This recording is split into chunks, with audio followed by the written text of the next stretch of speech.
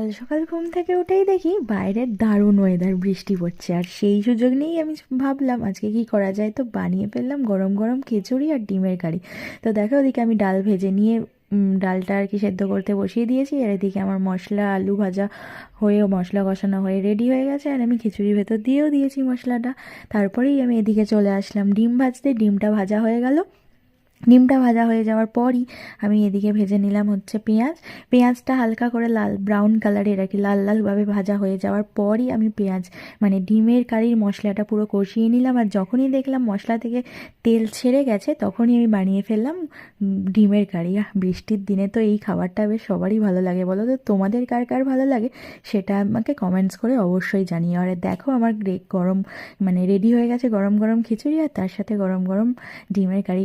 সেটা আর কি বলবো, তোমাদেরকে খাওয়াতে পারলে হয়তো বোঝাতে পারতাম যে কত সুন্দর খেতে হয়েছিল। চলো, বাই বাই।